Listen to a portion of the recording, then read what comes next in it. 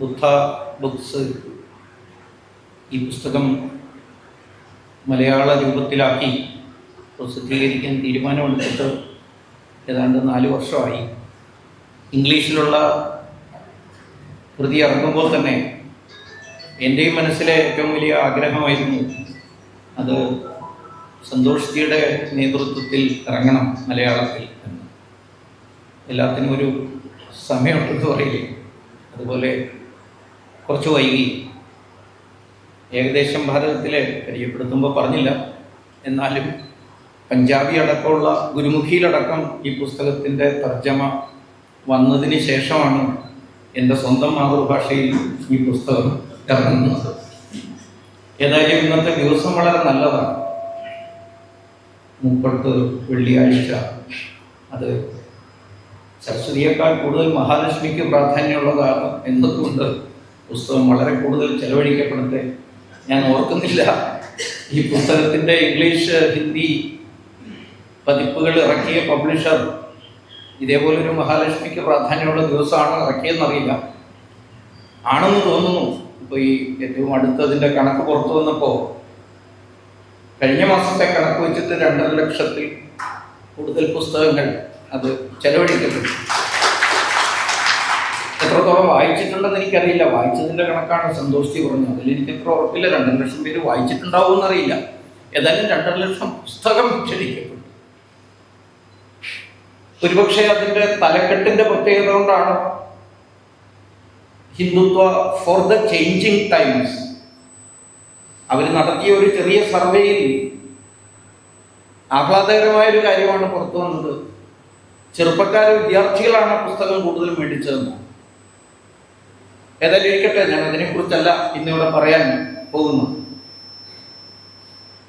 വാദിക്കാനും ജയിക്കാനുമല്ല, അറിയാനും അറിയിക്കാനുമാണ് എന്ന ഒരു ഉജ്ജ്വലമായ ഹൈന്ദവ മുദ്രാവചനം എഴുതിച്ചേർത്ത ഒരു ബാനറിൻ്റെ കീഴിലൂടെ നൂറുകണക്കിന് വിവിധ മതാനുയായികൾ കടന്നുപോയൊരു സർവമത സമ്മേളനം ഇവിടെ ആലുവയിൽ നടന്നു.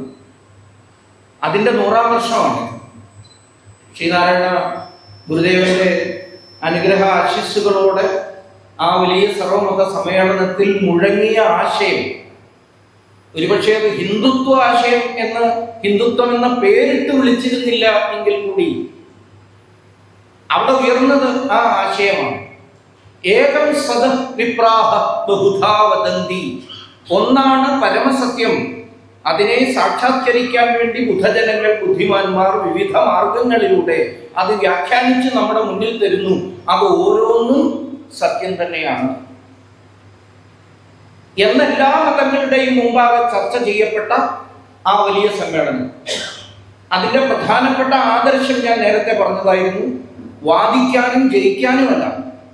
നമ്മൾ ഒരിക്കലും അങ്ങനെ ആരുടെയും മുന്നിൽ വാദിച്ച് ജയിക്കാൻ വേണ്ടി എന്തെങ്കിലും പറഞ്ഞിട്ടില്ല, പറയാൻ ശ്രമിച്ചിട്ടുമില്ല. കാരണം ഹിന്ദുത്വം എന്നത്, അല്ലെങ്കിൽ ഹിന്ദു ധർമ്മം എന്ന് പറയുന്നത് അതൊരു പ്രക്രിയയാണ്. അതൊരു ഫലമല്ല, അതൊരു ഉൽപ്പന്നമല്ല. അതൊരു പ്രസ്ഥാനമാണ്, ഒരു മുന്നേറ്റമാണ്, ഒരു നിലയല്ല. ഹിന്ദുധർമ്മം അല്ലെങ്കിൽ ഹിന്ദുത്വം എന്നത് അതൊരു ഫിക്സഡ് റെവലേഷൻ അല്ല. ആർക്കോ എപ്പോഴോ തോന്നിയ ഒരു ഉൾവിളി അല്ല. ഞാൻ പറയുമ്പോൾ വേറെ ആരെങ്കിലും വിമർശിക്കാൻ വേണ്ടി ഉപയോഗിക്കുന്ന പദമല്ല അത്. It's not a fixed revelation, it's an ever growing tradition. ഇത് പറഞ്ഞത് സർവേപ്പള്ളി രാധാകൃഷ്ണനാണ്. ഹിന്ദുധർമ്മത്തെ വിശദീകരിക്കേണ്ടി വന്നപ്പോൾ അദ്ദേഹം ഉപയോഗിച്ച അതിസുന്ദരമായ ഒരു നിർവചനമാണ്. അന്നത്തെ കാലത്ത് ഹിന്ദുത്വ പദം ഇത്രയേറെ പ്രചാരം അല്ലെങ്കിൽ വിവാദം ആയിട്ടില്ലായിരുന്നത് കൊണ്ട് അദ്ദേഹം അത് ഹിന്ദുയിസം എന്നാണ് ഉപയോഗിച്ചത്. Hinduism is a process, not a product, not a result. It's a movement, not a position. It is not a fixed revelation, it's an ever growing tradition. അതൊരു നിലയല്ല, അതൊരു തുടർച്ചയാണ്. കാരണം ഈ ഹിന്ദുത്വത്തിലേക്ക് എത്രയോ ധാരകൾ വന്നു ചേർന്നുകൊണ്ടിരിക്കുന്നു. ആരോ എപ്പോഴോ ചിന്തിച്ചു മുഴുവനാക്കിയ ഒരു ഗ്രന്ഥമല്ല ഹിന്ദുത്വം എന്നത്. ആർക്കോ എപ്പോഴോ ഏതോ നിമിഷത്തിൽ തോന്നിയ ഒരു ഉൾവിളിയുമല്ല. എപ്പോഴോ കണ്ട ഒരു സ്വപ്നത്തിൽ നിന്നും. അങ്ങനെയാണല്ലോ മതങ്ങളൊക്കെ പിറവി കൊള്ളുന്നത്. ഹിന്ദുധർമ്മം അങ്ങനെ പിറവി കൊണ്ട ഒന്നല്ല. It's not a fixed revelation, it's an ever growing tradition. അത് നിരന്തരം സനാതനമായ ഒരു പരമ്പരയുടെ തുടർച്ചയാണ്. അതിപ്പോഴും വളർന്നുകൊണ്ടേയിരിക്കുകയാണ്. ബ്രഹ്മം പോലെയാണ് ഹിന്ദുധർമ്മം എന്ന് പറയാം. ബ്രഹ്മണം ചെയ്യുന്നതാണ്, അത് സദാ വികസിച്ചുകൊണ്ടിരിക്കുന്നതാണ്. അതിനെയാണ് ചില ആളുകൾ ഹിന്ദു ഇസം ആണ് കൂടുതൽ ശരി, അതുകൊണ്ട് ഇത് ഹിന്ദു ഇസമാണ്, ഹിന്ദുത്വമല്ല എന്ന് പറയുന്നു. ആ ഒരു സംവാദത്തിനു കൂടി ഒരു തരത്തിൽ ചിലരുണ്ടാക്കിയ അകാരണമായ വിവാദത്തിന് ഒരു ചെറിയ മറുപടി കൂടി എഴുതാനുള്ള ശ്രമമാണ് ഈ പുസ്തകത്തിൽ പര്യവസാനിച്ചത്. ഞാൻ അതിലേക്ക് കൂടുതൽ വിശദമായി കടന്നുപോയാൽ ഒരുപക്ഷെ ഇന്ന് എന്നോട് ചർച്ച ചെയ്യാൻ നിങ്ങളുടെ മുന്നിൽ അവതരിപ്പിക്കാൻ പറഞ്ഞിട്ടുള്ള വിഷയത്തോട് അല്പമെങ്കിലും നീതി പുലർത്തണമല്ലോ. അതുകൊണ്ട് അതിലേക്ക് ഞാൻ കൂടുതൽ പോകുന്നില്ല. ഒറ്റ കാര്യം മാത്രം പറയാം. ചില ആളുകൾക്ക് എപ്പോഴും സമൂഹത്തിൽ ഒരു ബൈനറി സൃഷ്ടിക്കണം, ഒരു ദ്വന്ദ്വം സൃഷ്ടിക്കണം. ദ്വന്ദ്വത്തിന്റെ അടിസ്ഥാനത്തിൽ, പരസ്പര വൈരുദ്ധ്യത്തിന്റെ അടിസ്ഥാനത്തിൽ ഭിന്നതയിൽ അഭിരമിക്കുന്നവരാണ് ചില പ്രത്യയശാസ്ത്രക്കാർ. അവർക്കെപ്പോഴും ഭിന്നതയിലാണ് കൗതുകം, ഒരുമയിലല്ല. ഭാരതം ഒന്നാണ് എന്ന് പറഞ്ഞാൽ അവർക്ക് വളരെ വലിയ വിഷമമാണ്. ഭാരതം പലതാണെന്ന് പറഞ്ഞാൽ വലിയ സന്തോഷമാണ്. ഈ അടുത്ത കാലത്ത് ഭാരതത്തിലെ ഒരു പ്രധാനപ്പെട്ട പത്രത്തിന്റെ അതിസമർത്ഥയായ ഒരു പത്രപ്രവർത്തക നമ്മുടെ നാട്ടിലെ അറിയപ്പെടുന്ന ഒരു ചരിത്രകാരിയോട്, ഇപ്പൊ 90 കഴിഞ്ഞു, പേരൊന്നും പറയേണ്ടതില്ല, നിങ്ങൾക്ക് അറിയാം ആരാണെന്ന്. ഞാൻ അതിലേക്ക് ചിന്തിക്കുന്ന സമൂഹമാണ് ഇവിടിരിക്കുന്നത്. അവരാണ് ചരിത്രത്തിന്റെ അവസാന വാക്കെന്നാണ് അവർ സ്വയം വിചാരിക്കുന്നത്. അവരോട് ചോദിച്ചു, madam, what do you think about an India after 25 years? What would be the position of Bharat after 25 years? 25 വർഷം കഴിഞ്ഞാലുള്ള ഭാരതത്തിന്റെ സ്ഥിതി എന്തായിരിക്കും എന്ന് ചോദിച്ചു. അവര് ഒരു വളരെ രസമുള്ള ഒരു പുഞ്ചിരി, ചുണ്ടിന്റെ കോണിൽ പരിഹാസത്തിന്റെ പുഞ്ചിരി ഒതുക്കി പിടിച്ചുകൊണ്ട് അവർ പറഞ്ഞ മറുപടി, I don't know which India you are mentioning about.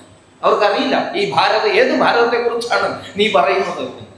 അതിനുശേഷം അവർ പറഞ്ഞു, if you are mentioning about an India which is being kept together with the help of the might of your army, നിന്റെ പട്ടാളത്തിന്റെ ശക്തി കൊണ്ട് ഒരുമിച്ച് പിടിച്ചു നിർത്തിയിരിക്കുന്ന ഈ പൊളിറ്റിക്കൽ ഇന്ത്യയെ കുറിച്ചാണ് നീ പറയുന്നത് എന്നുണ്ടെങ്കിൽ it will not remain as one. അത് ഒന്നായി തുടരില്ല. There will be 25 Indias or more after 25 years. 25 വർഷം കഴിഞ്ഞാൽ അതൊരു 25 കഷ്ണമായിട്ട് മാറി. ഇതൊരു ആനന്ദമാണെന്നറിയാം. ഇവരിൽ നിന്നൊക്കെ ആവേശം ഉൾക്കൊണ്ടിട്ടാണ് ഭാരതത്തിലെ പ്രീമിയർ എഡ്യൂക്കേഷൻ ഇൻസ്റ്റിറ്റ്യൂഷൻസ് എന്ന് പറയുന്ന JNUലായാലും ജാദവ്പൂരിലായാലും കാസർഗോഡ് സെൻട്രൽ യൂണിവേഴ്സിറ്റിയിലായാലും കുറച്ച് വർഷങ്ങൾക്ക് മുമ്പ് ആ മുദ്രാവാക്യം ഉയർന്നത്, ഭാരത് തേരെ തുക്കടെ ഹോംഗെ ഇൻഷാ അല്ലാഹ് ഇൻഷാ അല്ലാഹ്. ഭാരതമേ, നീ തകർന്നു പിളർന്നു പോവുക, ഇല്ലാതായി പോവുക. Bharat K ബർബാദി Tak Jung രഹേംഗെ Jung രഹേംഗെ. ഭാരതം മുടിഞ്ഞ് തേച്ചു കഴിയുന്നിടം വരെ ഞങ്ങൾ ഈ യുദ്ധം തുടരുന്നതാണ്. അതിപ്പോഴും ഡൽഹിയിലൊക്കെ ചിലർക്ക് ഉയർത്താൻ ശ്രമിച്ചുകൊണ്ടേയിരിക്കുകയാണ്. അവരഭിരമിക്കുന്നത് ഭിന്നതയിലാണ്. ഒന്നാണെന്ന് പറയുന്നതിൽ അവർക്ക് താല്പര്യമില്ല. അവർക്ക് താല്പര്യമില്ല ബാബാ സാഹബ് അംബേദ്കർ ഭാരതം ഒന്നാണെന്ന് പറഞ്ഞതിൽ. ബാബാ സാഹബ് അംബേദ്കർ എപ്പോഴെങ്കിലും ജാതിയുടെ കുടിലമായ പ്രവൃത്തിയിൽപ്പെട്ട് ഭാരതം ഇടക്കാലത്ത് എങ്ങനെയാണ് അധപ്പതിച്ചു പോയത് എന്നതിനെ കുറിച്ച് തീക്ഷ്ണമായി പ്രതികരിച്ചപ്പോൾ ഉപയോഗിച്ച ചില പ്രയോഗങ്ങളെ അവസരത്തിൽ നടത്തിയെടുത്ത് എപ്പോഴും പ്രസംഗിക്കുന്നതിലാണ് അവർക്ക് താല്പര്യം. ബാബാ സാഹബ് അംബേദ്കർ 916 അദ്ദേഹത്തിന്റെ അൽമാ മാറ്റർ, അദ്ദേഹത്തിന്റെ പൂർവ്വ കലാലയമായ കൊളംബിയ യൂണിവേഴ്സിറ്റിയിൽ ഓൺ കാസ്റ്റ് എന്ന് പറഞ്ഞുള്ള പേപ്പർ അവതരിപ്പിച്ചു. അവിടുത്തെ ഒരു ആന്ത്രോപോളജിക്കൽ സെമിനാറിൽ അതിൽ പങ്കെടുത്തുകൊണ്ട് അദ്ദേഹം ഒന്ന് പറയുകയുണ്ടായി, Bharatam is not mere a geographical unity. ഇതൊരു ഭൂമിശാസ്ത്രപരമായ ഏകത മാത്രമല്ല, ഭൗമ ഏകത മാത്രമല്ല, ഇതൊരു സാംസ്കാരിക ഏകത കൂടിയാണ്. ആ സാംസ്കാരിക ഏകതയോ, it is an indubitable cultural unity spread from one end to another end to end. ഒരറ്റം മുതൽ മറ്റേ അറ്റം വരെ പരന്നു കിടക്കുന്ന ഒരു ചിരന്തനമായ സാംസ്കാരിക ഏകതയാണ് ഭാരതം. ഇങ്ങനെ പറയുന്ന ഒരു ഭാഗത്ത്, മറുഭാഗത്ത് 25 വർഷം കഴിഞ്ഞാൽ ഈ ഭാരതം 25 കഷ്ണങ്ങളാകും എന്ന ആനന്ദത്തോടെ പറയുന്ന ഒരു വിഭാഗം. അവരാണ് ഇവിടെ ഹിന്ദുയിസം വേറെയാണ്, ഹിന്ദുത്വം വേറെയാണ് എന്ന ഒരു ചർച്ച തുടങ്ങി വെച്ചത്. അവരിൽപ്പെട്ട ഒരാളാണ് കുറച്ചു കാലങ്ങൾക്ക് മുമ്പ് പറഞ്ഞത്, call me an as, don't call me A Hindu. എന്നെ വേണമെങ്കിൽ കഴുതാന്ന് വിളിച്ചോളൂ, അതിൻ്റെ ഒരു അവകാശമാണ്. അങ്ങനെയൊക്കെ പറയാൻ ഓരോരുത്തർക്കും അവകാശമാണ്. കഴുത എന്നറിയപ്പെടുന്നതിൽ ആനന്ദവും ഹിന്ദു എന്നറിയപ്പെടുന്നതിൽ അപമാനവും പേറുന്ന ചിലരുണ്ട്. അവർ പറഞ്ഞു അങ്ങനെ. അദ്ദേഹത്തിന്റെ മകനാണ് പിന്നീട് പറഞ്ഞത്, ഞാൻ സാംസ്കാരികമായി ഇന്നതാണ്, വിദ്യാഭ്യാസപരമായി മറ്റൊന്നാണ്, അപകടകരമായി ഹിന്ദുവാണ്. എന്തോ ഒരു അപകടം സംഭവിച്ചു, യാദൃച്ഛികമായി ഹിന്ദുവായി എന്ന്. ആ വഴിയിൽപ്പെട്ട ഒരാളാണ് ഒരു പുസ്തകം എഴുതി, why I am not a Hindu, ഞാൻ എന്തുകൊണ്ടൊരു ഹിന്ദു അല്ല എന്ന് എഴുതി. കുറച്ചു കാലം കഴിഞ്ഞപ്പോൾ ഈ കൂട്ടർക്ക്, അല്ലെങ്കിൽ ഈ വംശ പരമ്പരയിൽപ്പെട്ടവർ, ഈ പ്രത്യയശാസ്ത്രത്തിൽ വിശ്വസിക്കുന്നവർ, ഭാരതത്തിന്റെ ഭിന്നതയിൽ അഭിരമിക്കുന്നവർ, ഭാരതത്തിൽ സംഭവിക്കാൻ ഇടയുള്ള അപകടങ്ങളെ കുറിച്ച് ഇപ്പോഴേ ഓർത്താനന്ദിക്കുന്നവർ, അവർക്ക് മനസ്സിലായി ഹിന്ദുത്വം ഇങ്ങോട്ടേക്ക് വന്നത് ഇവിടെ നിലനിൽക്കാൻ തന്നെയാണ്. ഹിന്ദുത്വം ഈ ഭാരതത്തെ ഏകീകരിക്കുന്ന ശക്തിയായി വളരുകയാണ് എന്ന് ബോധ്യപ്പെട്ടപ്പോൾ, നേരത്തെ പറഞ്ഞ പുസ്തകം എഴുതിയ അതേ ആശയത്തിൽപ്പെട്ട ആള് പിന്നീടൊരു പുസ്തകം എഴുതി, മറ്റൊരാൾ എഴുതിയ പുസ്തകം, why I am a Hindu, ഞാൻ എന്തുകൊണ്ടാണ് ഒരു ഹിന്ദു ആകുന്നത്, ആരാണെന്നൊന്നും ഞാൻ വിശദീകരിക്കേണ്ടതില്ല. അപ്പോൾ അങ്ങനെ പറഞ്ഞാൽ ചിലപ്പോൾ അത് രാഷ്ട്രീയ പ്രസംഗം നടത്തി എന്ന നിലയിലേക്കായി. പറഞ്ഞു വന്നത്, കഴിഞ്ഞ കാലങ്ങളിലെ ഹിന്ദു സംബന്ധമായ സംവാദങ്ങൾ, ചർച്ചകൾ പരിശോധിച്ചാൽ ഒരു ഭാഗത്ത് എപ്പോഴും ഭാരതത്തെ വിഭജിക്കാൻ ആഗ്രഹിക്കുന്നവർ ഹിന്ദുത്വത്തെ അവഹേളിച്ച് സംസാരിക്കുന്നത് കാണാം. ആ സംസാരത്തിനിടയിൽ അവരറിഞ്ഞോ അറിയാതെയോ ഹിന്ദുയിസം നമുക്ക് ഹിന്ദുയിസവും കേമമാണ്, ഹിന്ദുത്വവും കേമമാണ്, അതിലൊരു തർക്കമില്ല. പക്ഷേ ഹിന്ദുയിസം മാത്രമാണ് കേമം, ഹിന്ദുത്വം മോശമാണ് എന്ന് പറയുമ്പോൾ നമുക്ക് ചരിത്രത്തിലേക്ക്, നമ്മുടെ സംസ്കാരത്തിലേക്ക്, ഭാഷാശാസ്ത്രത്തിലേക്ക് ഒക്കെ പോകേണ്ടി വരും. നിങ്ങൾ തർക്കിക്കുകയാണ് ഹിന്ദുയിസമാണ് ശരി, ആണോ? ഭാഷാശാസ്ത്രപരമായി പരിശോധിച്ചാൽ അതൊരു വലിയ ഓക്സിമൊറോണാണ്. എന്ന് വെച്ചാൽ പരസ്പര വിരുദ്ധമായ രണ്ട് പദങ്ങളെയാണ് അവിടെ ചേർത്തിരിക്കുന്നത്. ഹിന്ദുവിനൊരു ഇസമാകാൻ കഴിയില്ല. ഇസം എന്ന് പറഞ്ഞാൽ ക്ലോസ്ഡ് ബുക്ക് ഓഫ് തോട്ട് ആണ്, ചിന്തിച്ചു മുഴുവനാക്കപ്പെട്ട ഗ്രന്ഥത്തിനെയാണ് ഇസം എന്ന് പറയുന്നത്. അങ്ങനെയാണെങ്കിൽ ആദ്യം സർവേപ്പള്ളി രാധാകൃഷ്ണൻ നടത്തിയ ആ നിർവചനം, ഇതൊരു പ്രോസസ്സാണ്, ഇതൊരു മൂവ്മെന്റ് ആണ്, ഇതൊരു എവർ ഗ്രോയിങ് ട്രഡീഷൻ ആണ് എന്നൊക്കെ പറഞ്ഞത് എങ്ങനെയാണ് ഒരുപോലെ വരിക? ഇസത്തിനൊരിക്കലും ഒരു എവർ ഗ്രോയിങ് ട്രഡീഷൻ ആകാൻ കഴിയില്ല. ഇസത്തിനൊരിക്കലും ഒരു പുരോഗതിയാകാൻ കഴിയില്ല. ഇസത്തിന് എപ്പോഴും ഒരു നിലയാകാനേ സാധിക്കൂ, ഒരു പൊസിഷൻ ആകാനേ സാധിക്കൂ. ഇസം എപ്പോഴും ഒരു ഫിക്സഡ് റെവലേഷൻ ആയി. എന്നാൽ ഹിന്ദുത്വ, നേരത്തെ ഇവിടെ പരാമർശിച്ച വിപ്ലവ വീര വിനായക ദാമോദര സവർക്കർ, ഹിന്ദുത്വത്തിന് കുറിച്ച് അദ്ദേഹം പുസ്തകം എഴുതിയപ്പോൾ ചിലരുടെയൊക്കെ മനസ്സിലൊരു തെറ്റിദ്ധാരണ, ഹിന്ദുത്വം എന്ന് പറയുന്ന പദം ആദ്യമായി ലോകത്തിന് സംഭാവന ചെയ്തത് സവർക്കറാണ് എന്ന്. അതിന് പോപ്പുലാരിറ്റി കൊടുത്തത് സവർക്കർ ആയിരിക്കാം.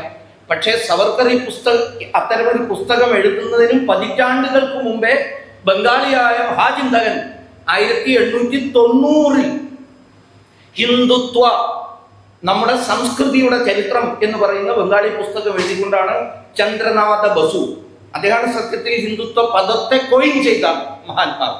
പിന്നെയും 30-35 വർഷം കഴിഞ്ഞപ്പോഴാണ് സാവർക്കർജി ഹിന്ദുത്വ പുസ്തകം എഴുതുന്നത്. ഇരിക്കട്ടെ, അതിന് പോപ്പുലാരിറ്റി കൊടുത്തത് സാവർക്കർ തന്നെയാണ്, അതിനെ താത്വികമായി വിശകലനം ചെയ്തത് സാവർക്കറാണ്, അതിന്റെ പ്രത്യയശാസ്ത്ര ഘടനകളെ കൃത്യമായി നമ്മുടെ മുമ്പിൽ അവതരിപ്പിച്ചത്, ഒരു സ്ട്രക്ചേർഡ് രീതിയിൽ അവതരിപ്പിച്ചത് സവർക്കർ എന്ന ആ അത്യുജ്വല ബൗദ്ധിക ഹിമാലയ മല കൈലാസം എന്ന് പറയാവുന്ന ആളാണ്. അങ്ങനെയുള്ള ഹിന്ദുത്വത്തിന് സവർക്കർ ഇംഗ്ലീഷിൽ തർജ്ജമ ചെയ്തപ്പോൾ ഇംഗ്ലീഷിൽ ഒരു പദം അതിന് കൊടുക്കാമെങ്കിൽ അത് ഹിന്ദുനെസ് എന്നാണെന്ന് അദ്ദേഹം പറഞ്ഞു. ഹിന്ദുയിസം അല്ല, ഹിന്ദുനെസ്, നമ്മളെ ഹിന്ദു ആക്കുന്ന ആ മൂല്യം, അതിനെക്കുറിച്ച് ചർച്ച ചെയ്യാനാണ് ആദ്യ ഭാഗത്ത് ശ്രമിച്ചിട്ടുള്ളത്. ആധുനികമായ ചില വിഷയങ്ങളെ കുറിച്ചുള്ള ഹിന്ദുത്വത്തിന്റെ നിലപാട് എന്താണ്? എൻവയറൺമെന്റലിസം, അതിനോടുള്ള നിലപാട് എന്താണ്? ഡാറ്റായിസത്തോടുള്ള നമ്മുടെ കാഴ്ചപ്പാട് എന്താണ്? ആധുനിക സാങ്കേതിക വിദ്യയിൽ ഹിന്ദുത്വത്തിന് എന്തു പറയാനുണ്ട്? AI-യുടെയും ആർട്ടിഫിഷ്യൽ ഇന്റലിജൻസിന്റെയും മെഷീൻ ലേണിംഗിന്റെയും ഈ കാലഘട്ടത്തിൽ ഹിന്ദുത്വം എങ്ങനെ പ്രസക്തമാകുന്നു എന്നൊക്കെ ചർച്ച ചെയ്യാനുള്ള ഒരു ശ്രമം, പറയുന്നില്ല അതൊരു പൂർണ്ണമായ പരിശ്രമമാണ് എന്ന്. പക്ഷേ ഇതിലിരിക്കുന്ന ഇത്തരം മേഖലകളിൽ വൈദഗ്ധ്യം നേടാൻ ആഗ്രഹിക്കുന്നവരോ വിദഗ്ധന്മാരോ ആ വഴിയെ സഞ്ചരിക്കണം എന്നൊരു അഭ്യർത്ഥനയാണ് ഈ പുസ്തകം നിങ്ങളുടെ മുന്നിൽ വയ്ക്കുന്നത്. Yuval Noah Harari 21 Lessons for the 21st Century എന്ന പുസ്തകം എഴുതി. അതിൻ്റെ 21ാമത്തെ അധ്യായത്തിൽ 21ാം നൂറ്റാണ്ടിനുള്ള 21 അധ്യായങ്ങൾ എന്നാണ് ആ പുസ്തകം. ഹോമോസാപ്പിയൻസ് ഒക്കെ എഴുതിയതിനു ശേഷമുള്ള അദ്ദേഹത്തിന്റെ ലേറ്റസ്റ്റ് പുസ്തകമാണ്. ജെറുസലേം ഇസ്രായേൽക്കാരനായ ജൂത പണ്ഡിതൻ. 21ാം അധ്യായം തുടങ്ങുന്നത് തന്നെ ഒരു വിശേഷപ്പെട്ട രീതിയിലാണ്. 20 അധ്യായങ്ങളിലും ആർട്ടിഫിഷ്യൽ ഇന്റലിജൻസ് ഉണ്ടാക്കുന്ന കുഴപ്പങ്ങളെ കുറിച്ച്, ലോകത്തിന്റെ ഏതേതെല്ലാമോ മൂലക്കിരിക്കുന്ന ചില ബുദ്ധിമാന്മാർ എങ്ങനെയാണ് നമ്മുടെ മനസ്സിനെ പരുവപ്പെടുത്തിയെടുക്കുന്നത്, അവരുടെ ആവശ്യങ്ങളെ പൂർത്തീകരിക്കത്തക്ക വണ്ണം എങ്ങനെയാണ് പരുവപ്പെടുത്താൻ സാധിക്കും. ഇന്നത്തെ ആർട്ടിഫിഷ്യൽ ഇന്റലിജൻസിന്റെയും മെഷീൻ ലേണിംഗിന്റെയും ഇൻഫർമേഷൻ ടെക്നോളജിയുടെയും ഈ യുഗത്തിൽ അതിന് സാധിക്കും ചിലർ വിചാരിച്ചാൽ.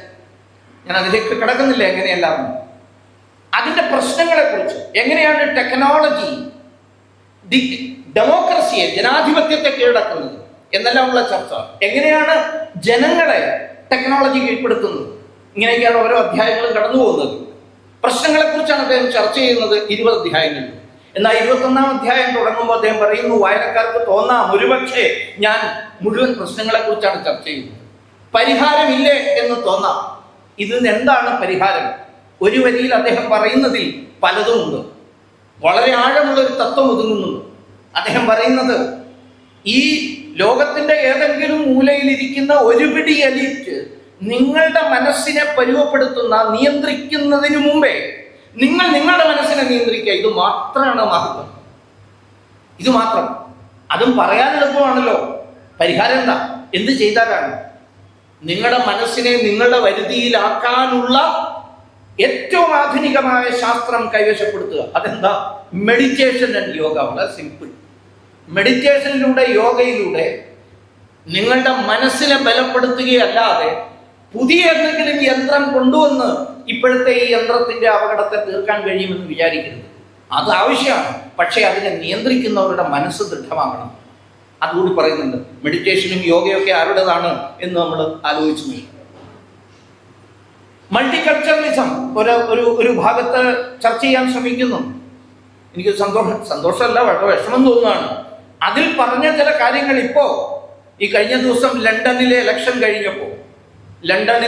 കഴിഞ്ഞ് അവിടെ വീണ്ടും പഴയ ഖാൻ തന്നെ വീണ്ടും മേയറായി തെരഞ്ഞെടുക്കപ്പെട്ടപ്പോൾ, സ്വീഡനിലെ തെരഞ്ഞെടുപ്പ് കഴിഞ്ഞപ്പോൾ പ്രധാനപ്പെട്ട പാശ്ചാത്യ യൂറോപ്യൻ നഗരങ്ങളൊക്കെ തന്നെ ഒരു പ്രത്യേക മതവിഭാഗക്കാരുടെ കൈകളിലേക്ക് ഒതുങ്ങിക്കൊണ്ടിരിക്കുന്ന വിഭ്രാമകമായ, ഒരു തരത്തിൽ ഭയപ്പെടുത്തുന്ന ഒരവസ്ഥാവിശേഷം സംജാതമായപ്പോൾ ഇതിൽ ഡഗ്ലസ് മറയെ കോട്ട് ചെയ്തുകൊണ്ട് പറയാൻ ശ്രമിക്കുന്നുണ്ട്, യൂറോപ്പ് ഒരു ആത്മഹത്യ ചെയ്തുകൊണ്ടിരിക്കുന്ന രാഷ്ട്രങ്ങളാണ് പറയാൻ ശ്രമിച്ചിട്ടുണ്ട്. അത് അദ്ദേഹത്തിന്റെ പ്രയോഗമാണ്.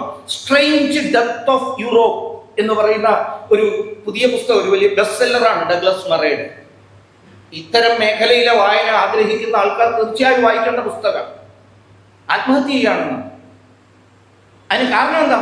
മൾട്ടികൾച്ചറലിസമാണ്. ഈ ബഹുധാവാദം, ബഹുസംസ്കാരവാദം. ബഹുധാവാദം കുറച്ചുകൂടെ നല്ലതാണ്. ബഹുസംസ്കാരവാദമാണ് അതിലേക്ക് അവരെ കൊണ്ടുവന്നെത്തിച്ചിട്ടുള്ളത്. ഇതെല്ലാം അതിൻ്റെയും പരിഹാര നിർദ്ദേശങ്ങളിലേക്ക്, അവിടെ ഹിന്ദുത്വത്തിന് എന്ത്, ഹിന്ദു സംസ്കാരത്തിന് എന്താണ് പറയാനുള്ളത് എന്നൊക്കെ ചർച്ച ചെയ്യുന്നുണ്ട്. ആ പുസ്തകം ഒന്നുകൂടി പറഞ്ഞുകൊണ്ട് ഇന്നത്തെ വിഷയത്തിന്റെ എല്ലാ വശങ്ങളിലേക്കും കടക്കാൻ സാധിക്കില്ല. അത്രയ്ക്ക് ബൃഹത്തായ ഒരു വിഷയമാണ്. അതായത് രാഷ്ട്രവിരുദ്ധമായ നിർമ്മിതാഖ്യാനങ്ങൾ, ക്രിയേറ്റഡ് നറേറ്റീവ്സ്, കൺസ്ട്രക്റ്റഡ് നറേറ്റീവ്സ് ഇന്നുണ്ടോ ഇല്ലയോ എന്നതിനെ കുറിച്ചൊരു ചർച്ച തുടങ്ങി വയ്ക്കുക മാത്രമാണ് ഉദ്ദേശിക്കുന്നത്. നമ്മളിന്ന് ജീവിക്കുന്നത്, നമ്മളിന്ന് കടന്നുപോയിക്കൊണ്ടിരിക്കുന്നത് അതീവ അഭിമാനം ഉണ്ടാക്കുന്ന, ഭാരതീയർക്കെല്ലാവർക്കും, ഭാരതത്തെ സ്നേഹിക്കുന്ന സർവർക്കും അഭിമാനം ഉളവാകുന്ന വിജയമുഹൂർത്തത്തിലൂടെയാണ് നമ്മൾ കടന്നു പോകുന്നത്. വില്യം വേഡ്സ്വർത്ത് തന്റെ പ്രില്യൂഡ് എന്ന് പറയുന്ന കവിത തുടങ്ങുന്നത് തന്നെ ഇത്തരം ഒരു മനോഹരമായ വിജയ മുഹൂർത്തത്തിലൂടെ, വിജയപ്രഭാതത്തിലൂടെ നാം കടന്നു പോകുന്നതിന്റെ ആനന്ദം അവതരിപ്പിച്ചുകൊണ്ടാണ്. ആ കവിത ഇപ്പോൾ പലരും ഉദ്ധരിക്കുന്നത് കേൾക്കാം. കാരണം ഭാരതം വിജയിക്കുകയാണ്. പ്രത്യേകിച്ച് പ്രാണപ്രതിഷ്ഠയൊക്കെ നടന്നോടുകൂടി പുതിയ വിജയത്തിലേക്ക് ഇനി ജൂൺ 4-ാം തീയതി നമ്മളെല്ലാം കടന്നു കയറുന്നതോടുകൂടി എല്ലാം നേടിയെന്നുള്ള ഒരു ചിന്തയാണ്. എപ്രകാരം oh pleasant exercise of hope and joy, പ്രതീക്ഷയുടെയും ആനന്ദത്തിന്റെയും ഒരു പ്ലസന്റ് ആയിട്ടുള്ള എക്സസൈസിലൂടെ നമ്മൾ കടന്നു പോവുകയാണ്. കാരണം എന്താ? സ്നേഹത്താൽ ഇരയടുപ്പത്തോടു കൂടി ഒരുമിപ്പിച്ച് നിർത്തിയിരിക്കുന്ന നമ്മളെ സഹായിക്കുന്നവർ കരുത്തന്മാരാണ്, മഹാകരുത്തന്മാരായ ആൾക്കാരാണ് നമ്മുടെ മുമ്പിൽ നിന്ന് നയിക്കുന്നത്. അതുകൊണ്ട് അദ്ദേഹം പറയുന്നുണ്ട്, വേർഡ്സ്വർത്ത് പറയും, ഇതിന്റെ പശ്ചാത്തലം ഇതിലിരിക്കുന്ന സാഹിത്യ വിദ്യാർത്ഥികൾക്കൊക്കെ അറിയാം. ഫ്രഞ്ച് റവല്യൂഷനാണ് ഇതിന്റെ പശ്ചാത്തലം.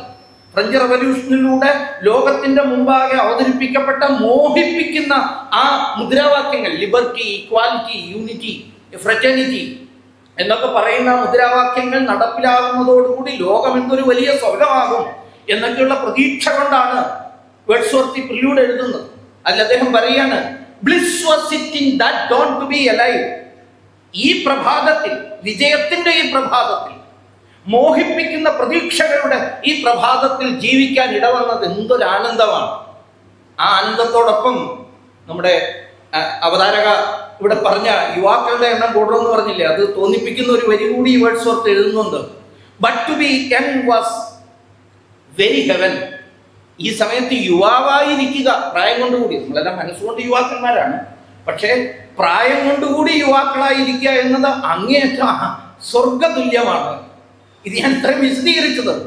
ഈ മനോഹരമായ പ്രതീക്ഷ ഉയർത്തിക്കൊണ്ട് വേർഡ്സ്വർത്ത് പ്രിലൂഡ് എഴുതിയെങ്കിൽ ഇതൊക്കെ നടപ്പിലായോ?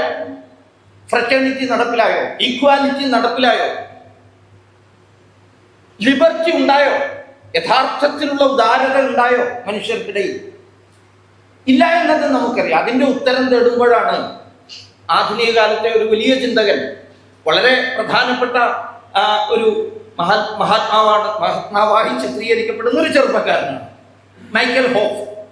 അദ്ദേഹം പറയുന്നുണ്ടായിട്ടുണ്ട്, ഈ വലിയ പ്രതീക്ഷകളൊക്കെ ഉയർത്തിക്കൊണ്ട് വിജയം മുന്നിൽ കാണുന്ന സമയത്ത് നാം ശ്രദ്ധാലുക്കളല്ലെങ്കിൽ എന്തു സംഭവിക്കും എന്നതിന് അദ്ദേഹത്തിന്റെ ഒരു പ്രസിദ്ധമായ കൊട്ടേഷൻ ഉണ്ട്. I quote, hard times create strong men. ഈ വിഷമകരമായ സാഹചര്യം കരുത്തന്മാരെ സൃഷ്ടിക്കും. കരുത്തന്മാരോ, ഞാൻ ഇംഗ്ലീഷ് പറഞ്ഞു പിന്നെ മലയാളം പറഞ്ഞില്ല, കരുത്തന്മാർ അവരുടെ പ്രവർത്തനത്തിലൂടെ നല്ല കാലത്തെ ഉണ്ടാക്കും. ആ നല്ല കാലത്തിലാണ് നമ്മളിപ്പോൾ. നല്ല കാലത്തിന്റെ ഒരു പ്രശ്നമുണ്ട്, നമ്മൾ പരസ്പരം പുറത്തു തട്ടിക്കൊണ്ടിരിക്കും. ഗംഭീര, നീ ഗംഭീരാണ്, ഞാൻ ഗംഭീരാണ്, നമ്മളെല്ലാം ഗംഭീരാണ്, സന്തോഷമായിട്ടിരിക്കുകയാണ്. അതുകൊണ്ട് എന്ത് സംഭവിക്കും? മൈക്കൽ ഹോഫ് പറയുകയാണ്, ഈ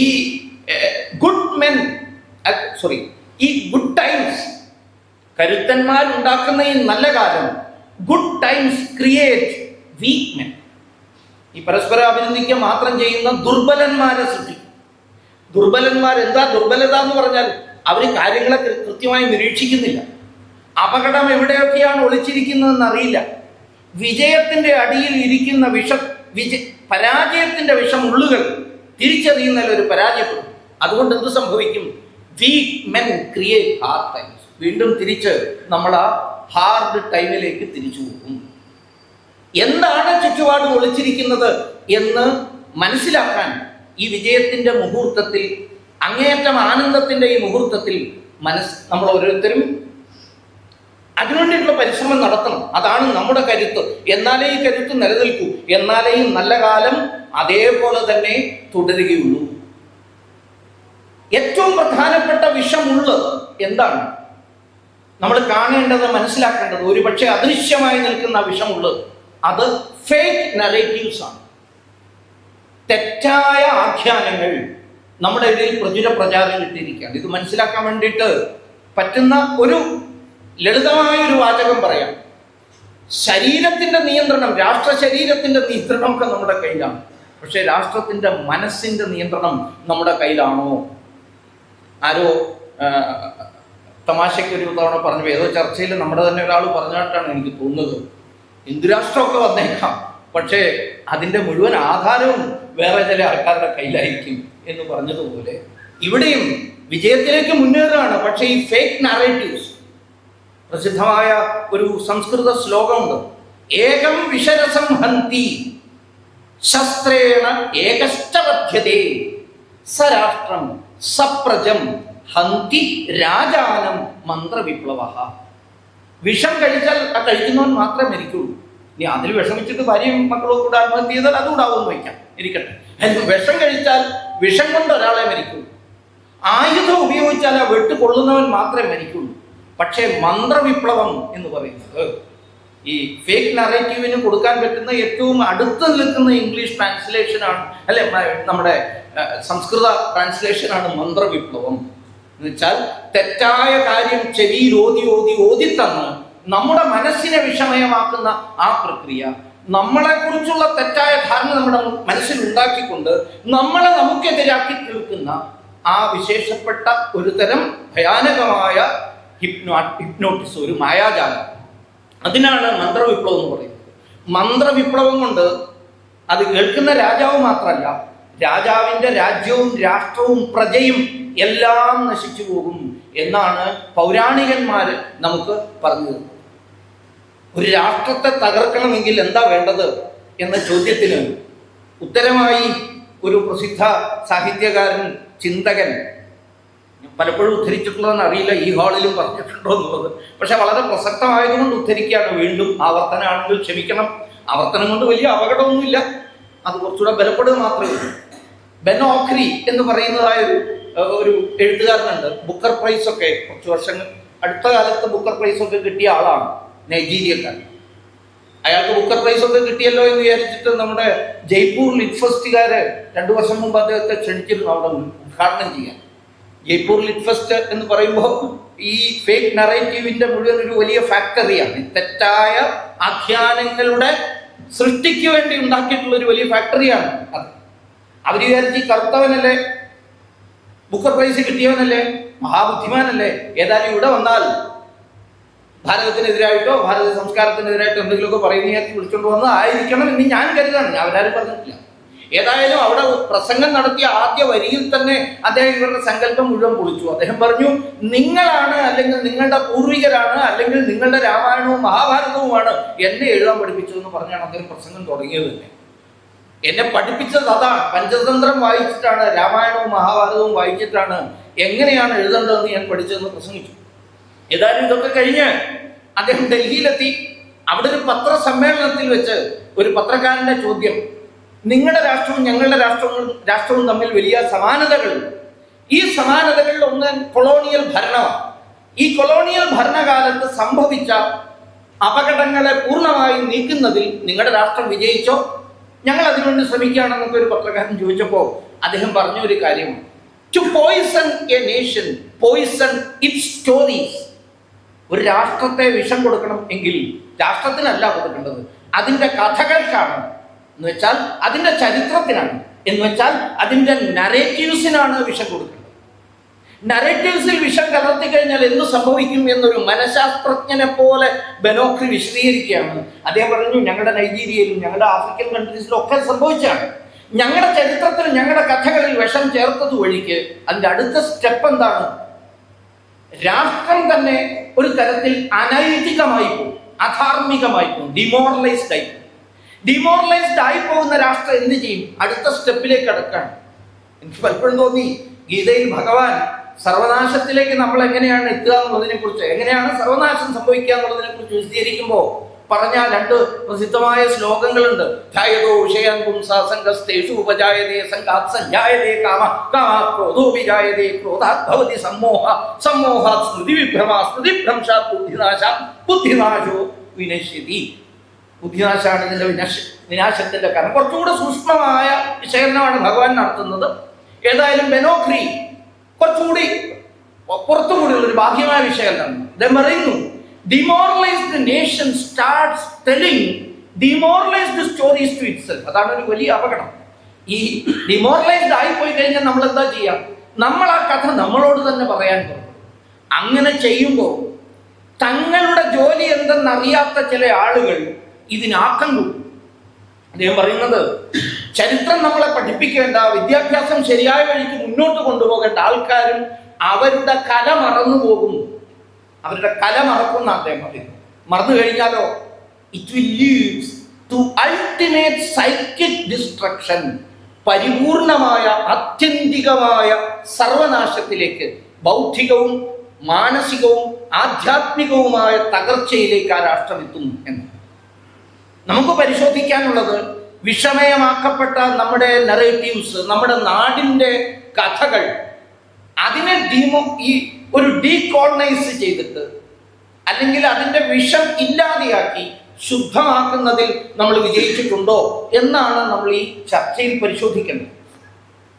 ഈ വിഷം ചേർക്കലിന്റെ ചരിത്രം ഇന്നോ ഇന്നലെയോ തുടങ്ങിയതല്ല. അതാണ് നമുക്കതിനെ പരിപൂർണമായി മനസ്സിലാക്കാനോ ഫലപ്രദമായി അതിനെ ചെറുക്കാനോ കഴിയാതെ വരുന്നുണ്ടെങ്കിൽ അതിന്റെ കാരണം അതിന്റെ കാലപ്പഴക്കമാണ്. ചില വിഷമൊക്കെ ഉള്ളിൽ കയറി കിടന്നാൽ കുറെ കാലമായി കിടക്കുന്നതാണെങ്കിൽ സ്ഥിരമായി രോഗം നമുക്ക് ഉണ്ടായിക്കൊണ്ടേയിരിക്കും.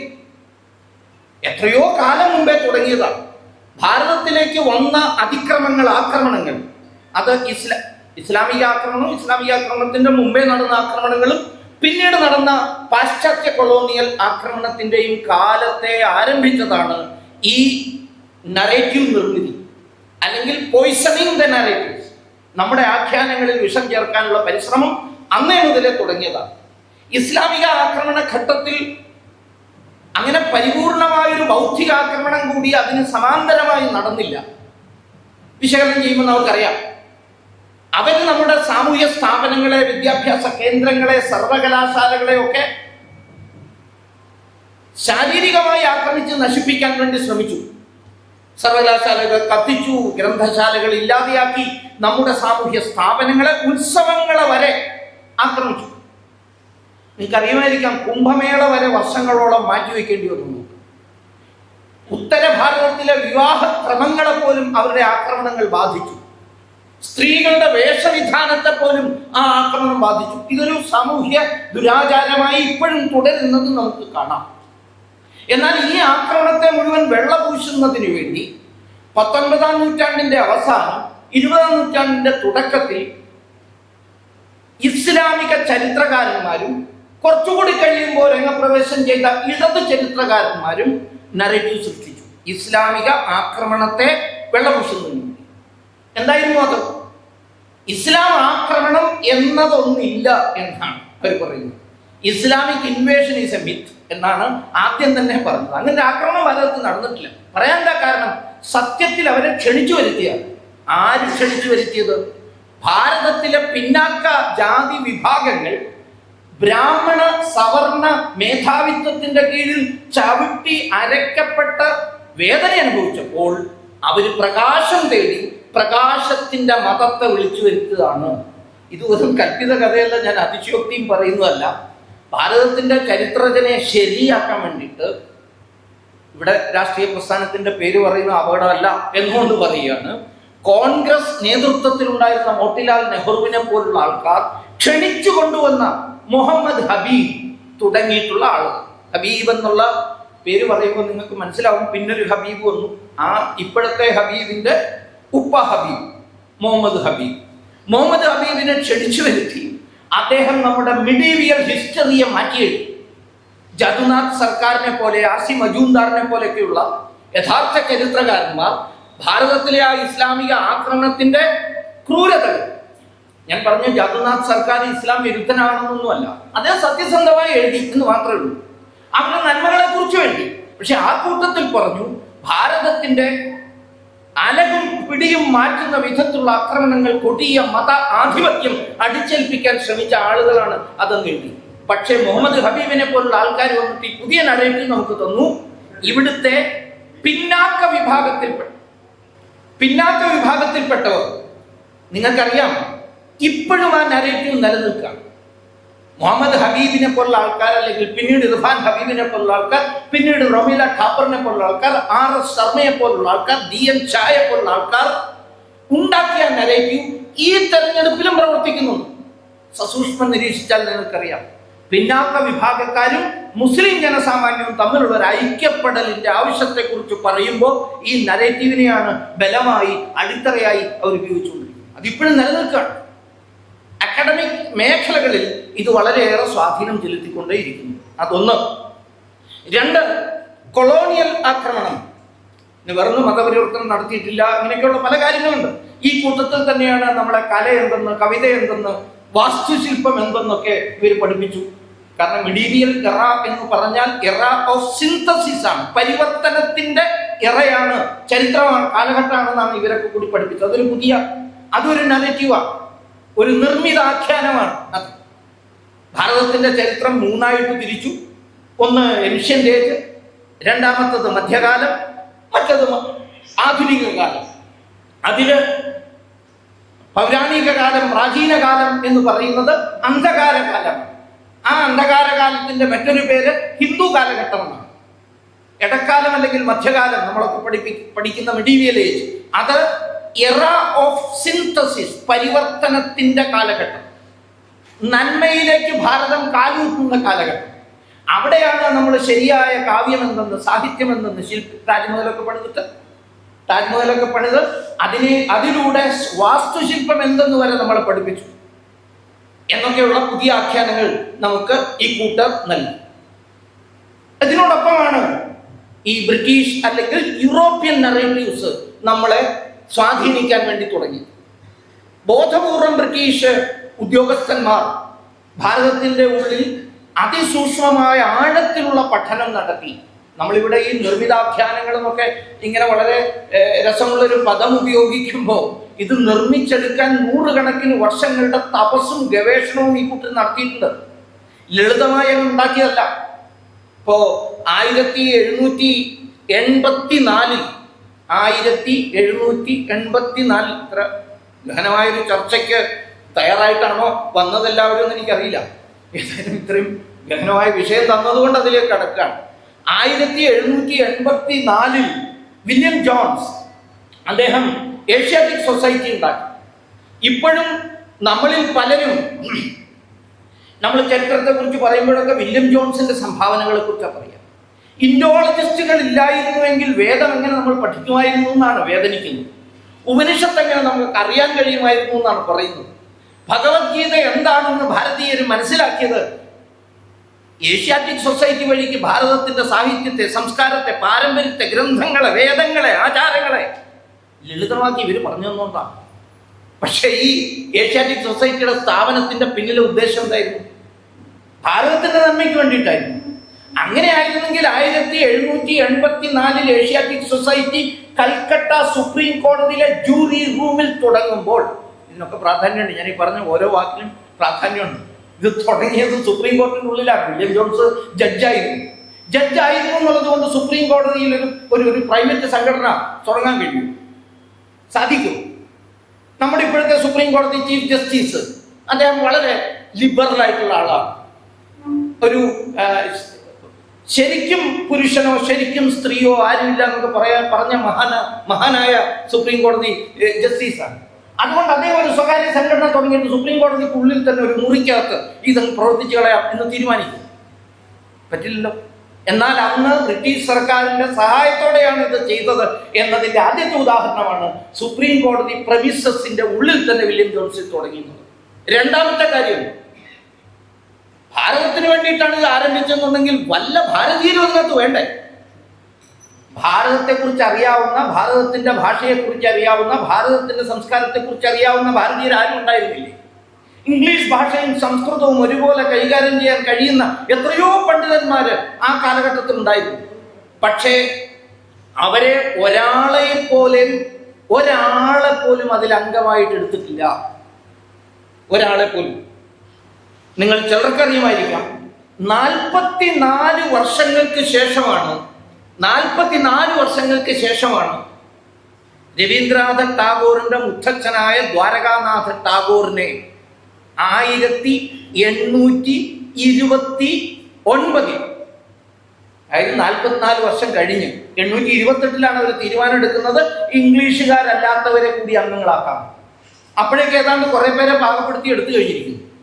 ആവശ്യമുള്ള അത്ര പഠനങ്ങൾ നടത്തി ഭാരതത്തിൽ എന്തെല്ലാം ഭിന്നതകളെ ഉരുവാക്കിയെടുക്കാമെന്ന് അവർ ഗവേഷണം ചെയ്ത് അതിന്റെ പഠനങ്ങളെല്ലാം നടത്തി കഴിഞ്ഞിരിക്കുന്നു. മൂക്ക് ചപ്പിയന്മാരെത്ര, മൂക്ക് നീണ്ടവരെത്ര, തലമുടി കോലനായവരെത്ര, തലമുടി ചുരുണ്ടവരെത്ര, വീതിയുള്ള നെറ്റിയുള്ള ഭാരതീയർ എത്രയുണ്ട്, ചുരുങ്ങിയ നെറ്റിയുള്ളവർ എത്ര പേരുണ്ട്, കറുമ്പന്മാർ എത്രയുണ്ട്, ഇരുണ്ടവർ എത്രയുണ്ട്, വെളുത്തവർ എത്രയുണ്ട്, ഇതിൻ്റെയൊക്കെ അടിസ്ഥാനത്തിൽ എത്ര ജാതികളുണ്ട്, ഇവരെ എങ്ങനെ പല തട്ടുകളായി തിരിക്കാമെന്നുള്ള എല്ലാ പഠനങ്ങളും ചെയ്തു കഴിഞ്ഞപ്പോൾ ഞാൻ ഈ സൂചിപ്പിച്ചതുപോലെ ദ്വാരകാനാഥ് ടാഗോറിനെ, ശിവചന്ദ്ര റായിയെ, മഹാരാജ വൈദ്യനാഥ സിംഗിനെ ഒക്കെ അതിൽ അംഗങ്ങളായി കാണിക്കാൻ വേണ്ടി എടുത്തു.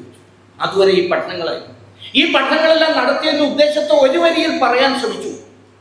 അതിൽ നിന്നുള്ള ഡാറ്റ ഉപയോഗിച്ചുകൊണ്ടാണ് ആന്ത്രോപോളജിക്കൽ സ്റ്റഡി, നരവംശ ശാസ്ത്രം ഭാരതത്തിൽ ആരംഭിച്ചത്. അതിൻ്റെയും തുടക്കക്കാരൻ വില്യം ജോൺസ് തന്നെയാണ്. ഇതേപോലെ ഇതിൽ നിന്ന് കിട്ടിയ പഠനങ്ങളുടെ ഇതിന്റെ വെളിച്ചത്തിലാണ് ജെയിംസ് മില്ലിനെ കൊണ്ട് ഭാരതത്തിന്റെ ചരിത്രം എഴുതിപ്പിച്ചത്. പക്ഷെ ആ ചരിത്രം എഴുതിയതിനെ കുറിച്ചും ആലോചിച്ചു നോക്കൂ. 1806 മുതൽ 1817 വരെ 11 വർഷം കൊണ്ടാണ് history of British India James mill എഴുതിയത്. എഴുതുന്നതിന് അവതാരിക എഴുതുമ്പോൾ എന്തൊരു ധിക്കാരം, എന്തൊരു അഹങ്കാരം എന്നുകൂടെ നോക്കണം.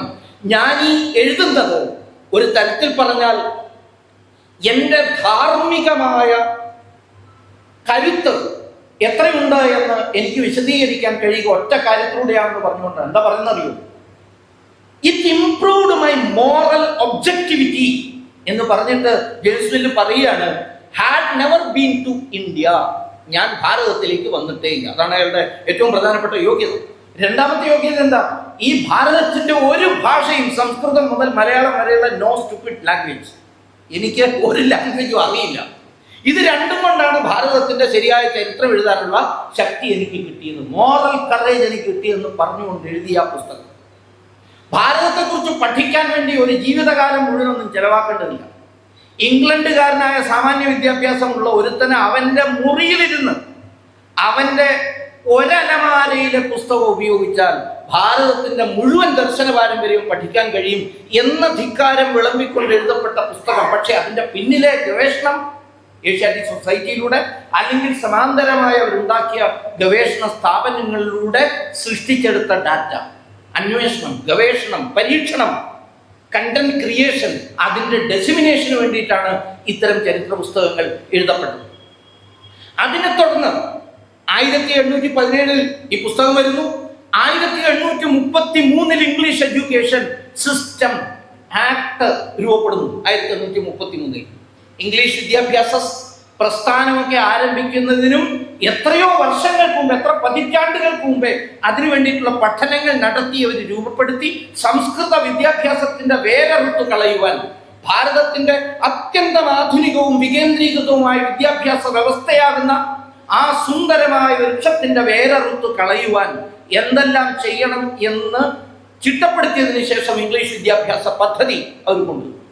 ഇതിനെ തുടർന്ന് ഒട്ടേറെ നിയമപരിഷ്കാരങ്ങൾ, ഈ നിയമപരിഷ്കാരങ്ങൾ കൊണ്ടുവരുന്നതിനൊക്കെ ആധാരഭൂതമായി നിന്നത് ഈ നരേറ്റീവ് ബിൽഡിങ്ങിന് വേണ്ടി നടത്തിയ ഗവേഷണങ്ങളാണ്.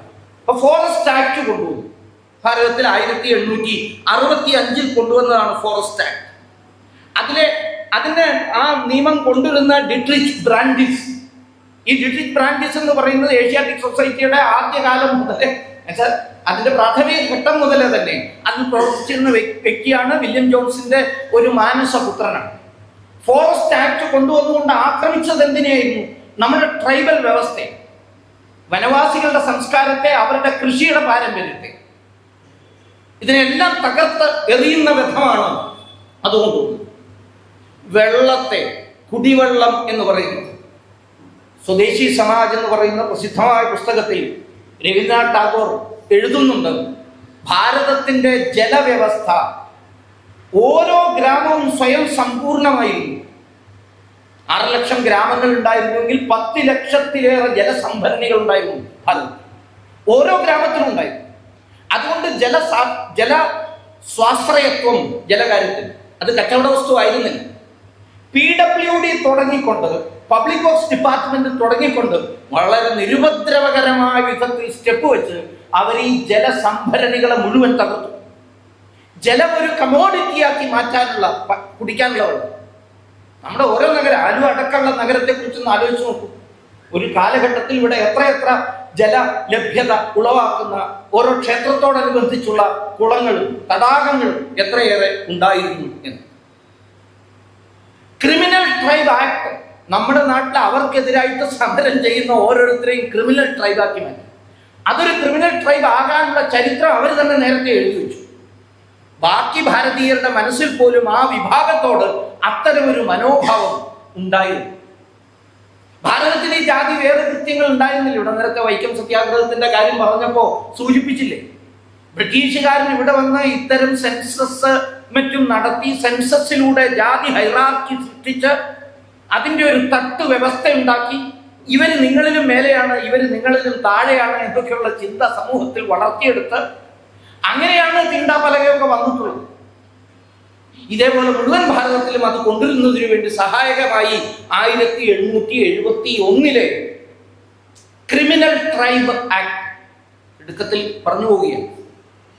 ഇതേപോലെ നമ്മുടെ കലയെ ഇപ്പോ മേഘയൊക്കെ പ്രതിദാനം ചെയ്യുന്ന നൃത്യരൂപത്തെ അതൊരു ക്രിമിനൽ ആക്ടാക്കി പ്രഖ്യാപിച്ചു. മോഹിനിയാട്ടം കാണികളിൽ അധികം സഹോദരിമാരില്ലാത്തോന്ന് പറയാമല്ലോ, കാണികളിൽ സെൻഷ്വൽ ഫീലിങ്സ് ഉണ്ടാക്കുന്ന തരത്തിലുള്ളതാണ് എന്ന് ഇവന്റെ സ്റ്റുപ്പിഡ് വിക്ടോറിയൻ മൊറാലിറ്റിയുടെ അടിസ്ഥാനത്തിൽ നമ്മളെ പഠിപ്പിച്ചു. അങ്ങനെ മോഹിനിയാട്ടം, മണിപ്പൂരി ഡാൻസ്, ഭാരതത്തിന്റെ പ്രധാനപ്പെട്ട കലാരൂപങ്ങളെ ഒക്കെ നിരോധിച്ചു. നാടക പ്രസ്ഥാനത്തെ നിരോധിച്ചു. ഉത്തരഭാരതത്തിലൊക്കെ വളരെ പ്രചാരം സൃഷ്ടിച്ച നൗട്ടങ്കി പോലത്തെ കലാരൂപങ്ങളെ 1957 സ്വാതന്ത്ര്യ സമരത്തിലടക്കം വലിയ പങ്ക് ആശയ പ്രചരണ രംഗത്ത് നടത്തിയിരുന്ന കലാരൂപമാണ്. അതിനൊക്കെ തകർത്ത് തരിപ്പണാക്കി.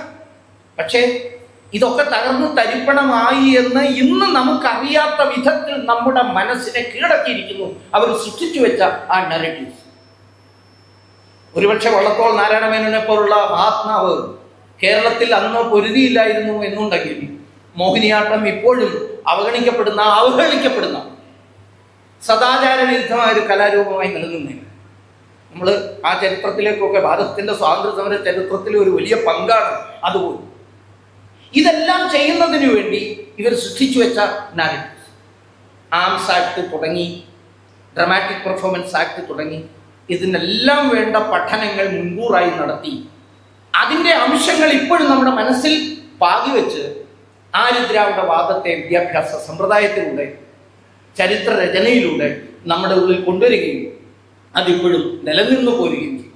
ഇതിനോടൊപ്പമാണ് അവർ വളർത്തിയെടുത്തത് മറ്റൊരു വിചാരം, ഭാരതത്തെ ഒന്നാക്കി ഒരു രാഷ്ട്രമാക്കി മാറ്റിയത് ബ്രിട്ടീഷുകാരാണ്. ഇതിപ്പോഴും പറയുന്ന രാഷ്ട്രീയക്കാരെയും ചിന്തകന്മാരെയും നമുക്കിടയിൽ നമുക്കിപ്പോഴും കാണാൻ കഴിയുന്നില്ലേ? ഇപ്പോഴും ഇല്ലേ? ഇതൊരു രാഷ്ട്രമാക്കി രൂപപ്പെടുത്തിയത് ബ്രിട്ടീഷുകാരാണ്. അവരുടെ സംഭാവനകളിൽ ഒന്നാണ് എന്നും സമീപകാലത്ത് ഓക്സ്ഫോർഡ് യൂണിവേഴ്സിറ്റിയിൽ നിന്ന് ഡോക്ടറേറ്റ് കിട്ടാൻ ഇടയായ ഭാരതത്തിന്റെ ഒരു പ്രധാനമന്ത്രി, കുറെ ഡോക്ടറേറ്റ് ഉണ്ട് ആ മനുഷ്യൻ, ഒരേ ഒരു കുഴപ്പമുള്ളൂ, ഭാരതത്തിൽ വളരെ കുറച്ചേ ഉണ്ടായിരുന്നുള്ളൂ. പുറത്തു പോകുമ്പോൾ ആവശ്യമില്ലാതെ മിണ്ടുകയും ചെയ്യും. അങ്ങനെ അവിടുന്ന് ഡോക്ടറേറ്റ് ഒക്കെ കിട്ടിക്കഴിഞ്ഞപ്പോൾ സായിപ്പന്മാരായ പ്രൊഫസർമാരാണ് ചുറ്റുപാട് ഇരിക്കുന്നത്. ആനന്ദം കൊണ്ട് അഭിമാനം കൊണ്ട് നിലത്തുനിന്ന് ഉയർന്നു പോയ പാവം രാഷ്ട്രീയക്കാരൻ അന്നത്തെ പ്രധാനമന്ത്രി അദ്ദേഹം പറഞ്ഞു, ഭാരതം ഒന്നാക്കിയത് നിങ്ങളാണ്, ഭാരതത്തിന് വിദ്യാഭ്യാസം എന്തെന്ന് പഠിപ്പിച്ചു തന്നത് നിങ്ങളാണ്, ആവിഷ്കാര സ്വാതന്ത്ര്യത്തിന്റെ പാഠങ്ങൾ ചൊല്ലിത്തന്നത് നിങ്ങളാണ്, നിയമപഠനത്തെ, പുരോഗമന വിദ്യാഭ്യാസത്തെ, ആധുനിക സർവകലാശാല വിദ്യാഭ്യാസത്തെ ഒക്കെ തന്നത് നിങ്ങളാണ് എന്ന് പറഞ്ഞുപോയി. അത് പബ്ലിക് ഡൊമൈനിലുണ്ട് ഇപ്പോഴും ആ പ്രസംഗം. നലച്ചു ഏറ്റവും വിദ്യാസമ്പന്നനായ ഭാരതത്തിന്റെ പ്രധാനമന്ത്രികളിൽ ഒരാളാണ് ആ മനുഷ്യൻ, പാവം. അപ്പോ ഈ ചിന്താഗതി മാഞ്ഞു പോയിട്ടൊന്നുമില്ല. എന്നെ കേൾക്കുന്ന ഈ വിഭാഗത്തിന് ഉണ്ടായിരിക്കില്ല, പക്ഷെ ബഹുഭൂരിപക്ഷം വരുന്ന പുറത്തു നിൽക്കുന്നവരും പ്രത്യേകിച്ച് വളർന്നു വരുന്ന നമ്മുടെ തലമുറയിൽ ഈ ഭാവം നിൽക്കുകയാണ്. ഭാരതം ഒരു രാഷ്ട്രമായത് എപ്പോഴാണ് എന്ന് ചോദിച്ചു കഴിഞ്ഞാൽ ബ്രിട്ടീഷുകാർ വന്നതിന് ശേഷമാണെന്ന് പറയുന്ന നിലയിലേക്ക് നമ്മുടെ കുട്ടികൾ മാറും. ഇതിനോടൊപ്പമാണ് ഒരു മൂന്നാമത്തെ നറേറ്റീവ് സൃഷ്ടിക്കുന്ന, കേവലം തലക്കെട്ട് മാത്രം പറഞ്ഞു പോകും, മാർക്സിയൻ നറേറ്റീവ്സ്. ഇതിലെല്ലാം മാർക്സിയൻ നറേറ്റീവ്സ് ഉണ്ട്, ഇടതുപക്ഷ നറേറ്റീവ്സ് ഉണ്ട്. 1925 സഖാവ് സ്റ്റാലിൻ ഭാരതത്തെ സംബന്ധിച്ച് നടത്തിയ ഒരു പ്രസ്താവന മാത്രം പറഞ്ഞാൽ നിങ്ങൾക്ക് ഏകദേശം മനസ്സിലാകും ഈ രണ്ട് നറേറ്റീവിനോടും എങ്ങനെയാണ് കമ്മ്യൂണിസ്റ്റ് നറേറ്റീവ് ചേർന്ന് നിൽക്കുന്നത്. ഞാനത് കോട്ട് ചെയ്യണം. അങ്ങനെ തന്നെ nowadays India is spoken of as a single whole. അടുത്ത കാലത്ത് ഈ സ്വാതന്ത്ര്യ സമരമൊക്കെ ആയിട്ട് ബന്ധപ്പെട്ട് ഭാരതം ഒന്നാണ് എന്നുള്ള ഒരു ചിന്ത ചിലരിലേക്ക് കടന്നു വരാൻ ഇടയായിട്ടുണ്ട്. പക്ഷെ അത് തെറ്റാണ്, പരിപൂർണമായും തെറ്റാണ്. നമ്മൾ വെയിറ്റ് ചെയ്യുക. ഞാൻ ഇംഗ്ലീഷും ഇതും കൂടെ തർജ്ജമയും കൂടെ പറയുന്നില്ല. നമ്മൾ വെയിറ്റ് ചെയ്യുക, സമയം ഒത്തുവരും. സ്വന്തം ഭാഷയുടെയും ജാതിയുടെയും വർഗത്തിന്റെയും പേരിൽ ഭാരതത്തിന്റെ വിവിധ വിഭാഗങ്ങൾ തമ്മിലടിച്ച് പുതിയ രാഷ്ട്രങ്ങൾ രൂപപ്പെടുന്ന ആ സുന്ദര പ്രഭാതത്തിന് വേണ്ടി കാത്തിരിക്കുക. ഇതൊക്കെ എഴുതി വെച്ചിട്ടുള്ളതാണ്. ആ ഒരു സുന്ദര പ്രഭാതത്തിന് വേണ്ടി ഇവരാണ് നമ്മൾക്ക് ദേശാഭിമാനത്തെക്കുറിച്ച് ക്ലാസ് എടുക്കുന്നത്. In the case of revolutionary upheaval in India, many hitherto unknown nationalities, each with its own language and its distinctive culture, will emerge on the scene. അത് പുറത്തേക്ക് വരുമെന്നാണ്. നമ്മൾ ഒന്ന് തള്ളിക്കൊടുക്കേണ്ടി വരും. കുറച്ചൊന്ന് കാത്തിരിക്കുക, അത് തള്ളിക്കൊടുക്കാനാണ് 947 പേര് ശ്രമിച്ചത്. വളരെയേറെ ഒന്നും ഉണ്ടായില്ലെങ്കിലും ചുരുങ്ങിയത് 17 രാഷ്ട്രമെങ്കിലും ആക്കാൻ കൊണ്ടുപിടിച്ചു പരിശ്രമിച്ചു, ഭാരതം ഒന്നല്ല എന്ന് വരുത്തി തീർക്കാൻ. ഈ നറേറ്റീവ് ഭാരതമേ നീ മറന്നുപോയില്ലല്ലോ. ഭാരത് കെ ബർബാദി തക്ക് ജംഗ് രഹെങ്കെ എന്ന മുദ്രാവാക്യം JNUവിൽ ഉയർന്നിട്ടുണ്ടെങ്കിൽ ഈ ആശയ പരിസരത്ത് നിന്നാണ് ഈ വിഷവൃക്ഷം വളർന്നു വന്നത് എന്ന് മനസ്സിലാക്കാം. ഏതായാലും ഇതിനോടൊപ്പം തന്നെ ഈ മാർക്സിസത്തിന്റെ ഒരു പുതിയ രൂപാന്തരം എന്നോണം കൾച്ചറൽ മാർക്സിസം, അതാണ് ഏറ്റവും ആധുനികമായ അപകടകരമായ നരേറ്റീവ് സൃഷ്ടി നടത്തുന്ന ഒരു വിഭാഗം. സാംസ്കാരിക മാർക്സിസം. ചിലർ പറയും സംസ്കാരം ഉണ്ടെങ്കിൽ പിന്നെ മാർക്സിസ്റ്റ് ആവാൻ പറ്റുമോ, മാർക്സിസ്റ്റ് ആയാൽ പിന്നെ സംസ്കാരം ഉണ്ടാകുമോ, അതുകൊണ്ട് അങ്ങനെ പ്രയോഗിക്കരുതെന്നൊക്കെ പറയും. പക്ഷെ മനസ്സിലാക്കാൻ കൾച്ചറൽ മാർക്സിസം എന്നാണ് ഇപ്പോൾ പലപ്പോഴും പ്രയോഗിച്ചു വരുന്നത്. പുതിയൊരു പദപ്രയോഗം ഒരുപക്ഷെ നിങ്ങൾ എല്ലാവരും ധൈഷണികമായ ലേഖനങ്ങൾ ചർച്ച ചെയ്യുമ്പോഴൊക്കെ കേട്ടിരിക്കാം. വോക്കിസം.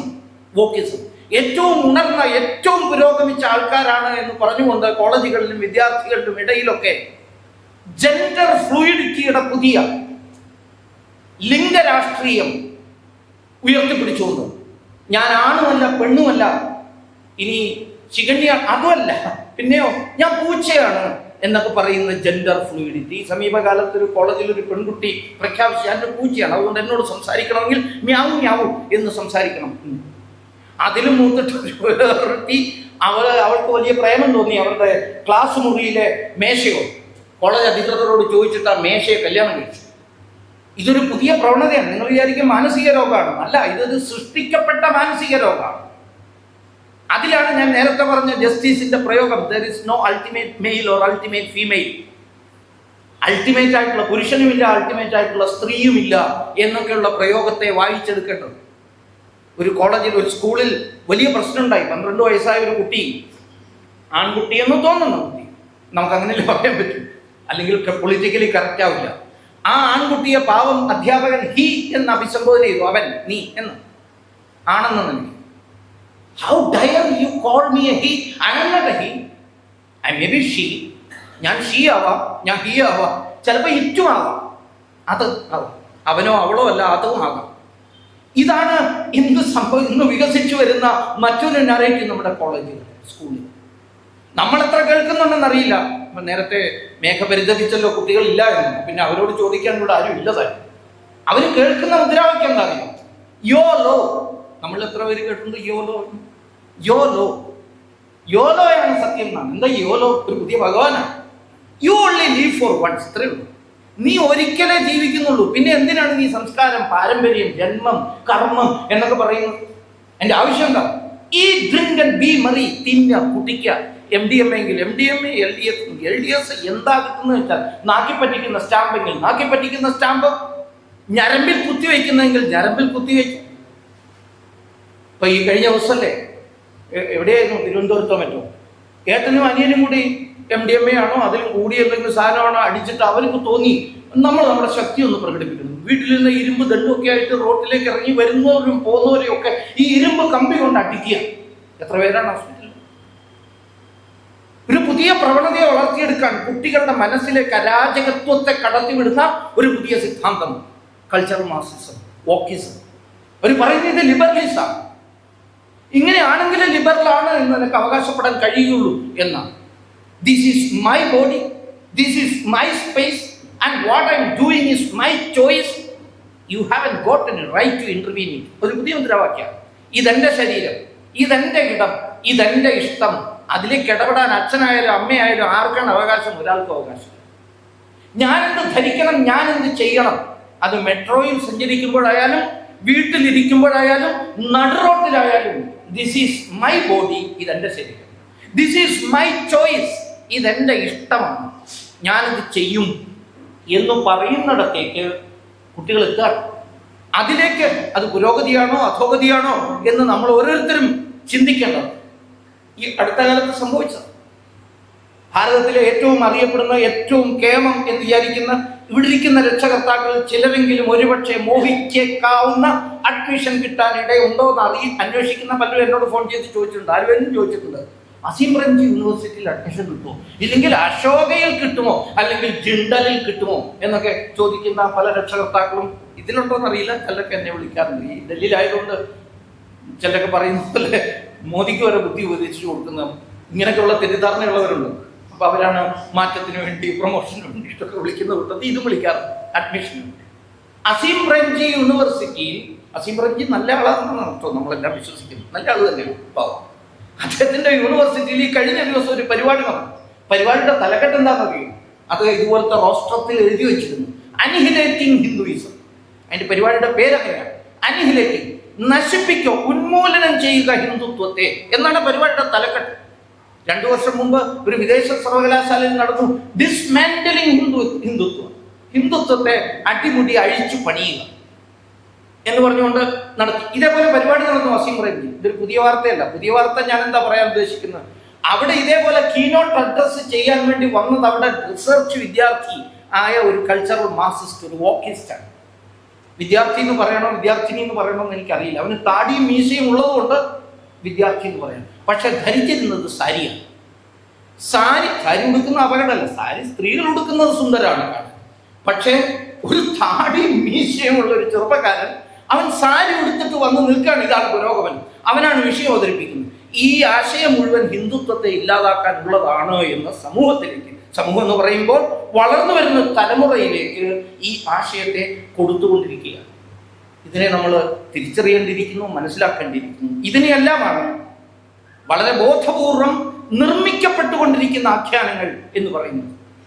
ഇതിനെ ഈ വഴിയെ തുടരാൻ അനുവദിച്ചപ്പോൾ അതുകൊണ്ട് ഉടനെ തന്നെ അവരൊക്കെ ശാരീരികമായി ഇല്ലാതാക്കല്ല, ബൗദ്ധികമായി നമ്മുടെ വരുന്ന തലമുറയെ പാകപ്പെടുത്തി എടുത്തില്ല എങ്കിൽ വലിയൊരു അപകടത്തിലേക്ക്, നേരത്തെ പറഞ്ഞ മൈക്കൽ ഹോഫിൻ, ഇതെല്ലാം പരസ്പരം ബന്ധപ്പെട്ടത് തന്നെയാണ്, തോന്നിയ കുറേ കൊട്ടേഷനൊക്കെ പറഞ്ഞതല്ല, പറഞ്ഞില്ലേ, ഈ good times create weak men, weak men creates hard times എന്ന പതനത്തിലേക്ക് പോകാനില്ല.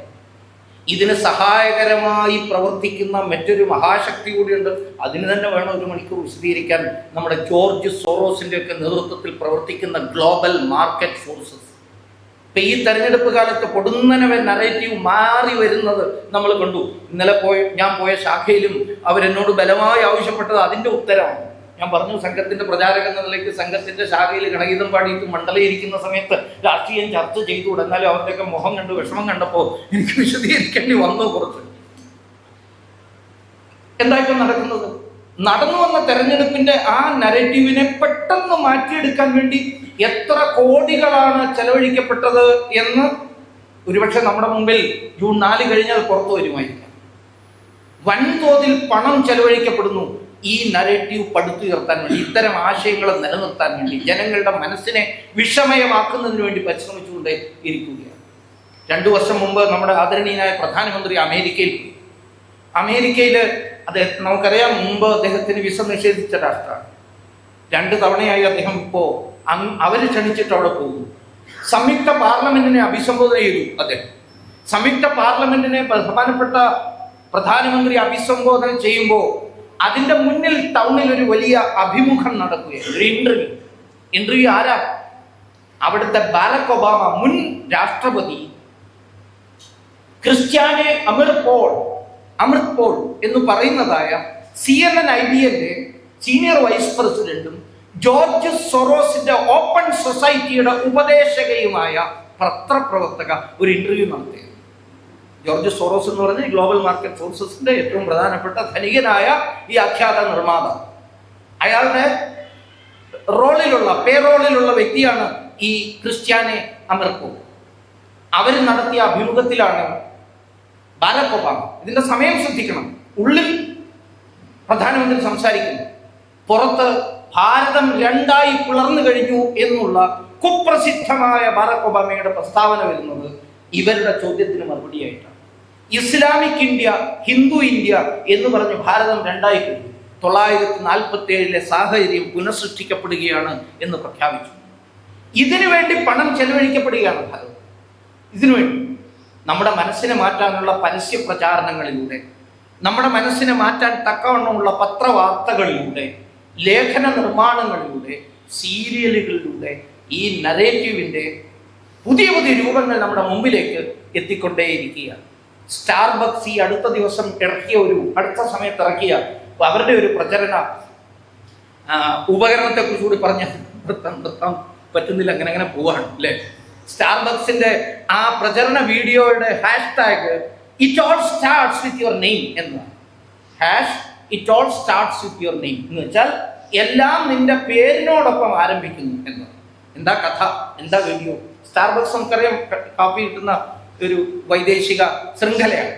അതിൻ്റെ ഒരു ഷോപ്പിൽ ഒരു മധ്യവയസ്കനായ വ്യക്തിയും അദ്ദേഹത്തിൻ്റെ ഭാര്യ ഇരിക്കുന്നു. അവർ കാത്തിരിക്കുകയാണ് അവരുടെ മകൻ അർപ്പിത് എന്നാണ് അവൻ്റെ പേര്, എന്നായിരുന്നു അവൻ്റെ പേര്. കോളേജിൽ പഠിക്കുമ്പോൾ ഞാൻ നേരത്തെ പറഞ്ഞതുപോലെ സാരി ഉടുക്കുന്ന ആണുങ്ങളെയൊക്കെ കണ്ടു കഴിഞ്ഞപ്പോൾ കുറച്ച് കഴിഞ്ഞപ്പോൾ അവന് തോന്നി ഞാൻ പെണ്ണാണ്. തോന്നിയോ?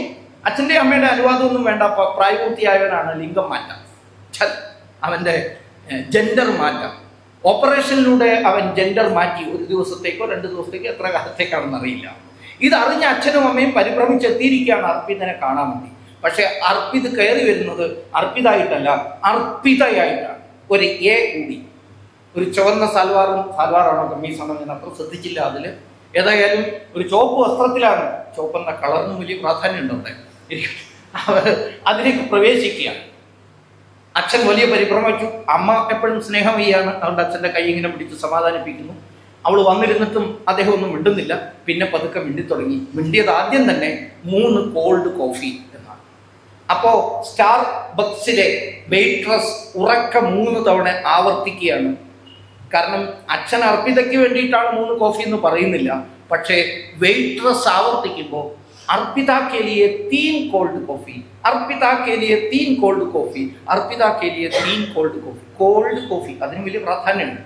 ഈ 30 സെക്കൻഡ് 40 സെക്കൻഡ് കൊണ്ടൊക്കെ ചെറിയ പരസ്യങ്ങൾ സൃഷ്ടിക്കുമ്പോൾ ആ പരസ്യത്തിലെ വാക്കുകൾക്ക്, പരസ്യത്തിലെ പ്രോപ്പർട്ടീസിന്, ധരിക്കുന്ന വേഷത്തിന് ഒക്കെ 1000 വാക്കുകളുടെ അർത്ഥങ്ങളെ നിങ്ങളുടെ ഉള്ളിലേക്ക് സന്നിവേശിപ്പിക്കാനുള്ള കരുത്തുണ്ടാകും. അതാണ് ശരിയായ പരസ്യ നിർമ്മിതി. അത്തരം ഒരു പരസ്യം നിർമ്മിച്ചു. കോടാനുകോടി ആളുകളാണ് നിമിഷ നേരം കൊണ്ട് അത് കണ്ടത്.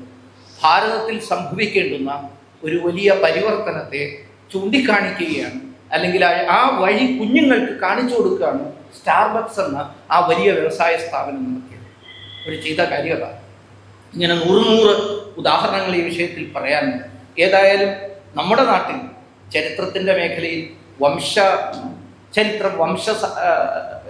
ഗുണത്തിൻ്റെ കാര്യത്തിൽ, വിദ്യാഭ്യാസത്തിൻ്റെ മേഖലയിൽ ഒക്കെയും ഇത്തരം പുതിയ ആഖ്യാന നിർമ്മിതികൾ നടന്നുകൊണ്ടിരിക്കുകയാണ്. ഈ ആഖ്യാന നിർമ്മിതികളുടെ എല്ലാം ഒരേ ഒരു ലക്ഷ്യം രാഷ്ട്രത്തിൻ്റെ സങ്കല്പത്തിൻ്റെ നിരാസമാണ്, രാഷ്ട്രത്തിൻ്റെ തകർച്ചയാണ് അവർ ആഗ്രഹിക്കുന്നത്. കാരണം കൾച്ചറൽ മാർക്സിസത്തിൻ്റെ ആയാലും, ഗ്ലോബൽ മാർക്കറ്റ് ഫോഴ്സസിൻ്റെ ആയാലും, ഇസ്ലാമിക് എക്സ്ട്രീമിസത്തിൻ്റെ ആയാലും, ക്രിസ്ത്യൻ ഇവാഞ്ചലിസത്തിൻ്റെ ആയാലും, ഇതിൻ്റെ എല്ലാം മുന്നിൽ ശത്രുവായി നിൽക്കുന്നത് വലിയൊരു പാരമ്പര്യമുള്ള ഒരു സംസ്കാരം മാത്രമാണ്. ഒരു കരുത്തോടുകൂടി ഉറച്ചു നിൽക്കുന്ന ഒരൊറ്റ സംസ്കാരമാണ് അതിസനാതന സംസ്കാരം. നടത്തിയ പഠനങ്ങളിലൊക്കെയും എന്തുകൊണ്ടാണ് ഇവരെല്ലാവരും ഒരുപോലെ അവരുടെ ആഖ്യാന നിർമ്മിതി നടത്തി ഭാരതത്തെ നശിപ്പിക്കാൻ ശ്രമിക്കുന്നത്? അവരുടെ ഉന്നമായി മുന്നിൽ സനാതന ധർമ്മത്തെ, സംസ്കൃതിയെ, ഹിന്ദുത്വത്തെ എന്തുകൊണ്ട് കാണുന്നു എന്ന് ചോദിക്കുമ്പോൾ ഒറ്റ ഉത്തരം മാത്രമേ ഉള്ളൂ: ഇത് മാത്രമാണ് ഇന്ന് ഇവർക്കെതിരായിട്ട് പിടിച്ചു നിൽക്കുന്നത്. അതിനെ അടിയെ നശിപ്പിക്കാനുള്ള ശ്രമമാണ് ഇത്തരം ആഖ്യാന നിർമ്മിതികളിലൂടെ നടക്കുന്നത്. അതിനെ അതിൻ്റെ ഗൗരവത്തോടു കൂടി കണ്ടു മനസ്സിലാക്കി നമുക്ക് അതിൻ്റെ അർത്ഥ തലങ്ങളെ സമൂഹത്തിലേക്ക്, പ്രത്യേകിച്ച് വരുന്ന തലമുറയിലേക്ക് എത്തിച്ചു കൊടുക്കാൻ കഴിയട്ടെ എന്ന് പ്രാർത്ഥിച്ചുകൊണ്ട് ഞാൻ എൻ്റെ വാക്കുകളെ ഇവിടെ ഉപസംഹരിക്കുകയാണ്. വന്ദേ മാതരം.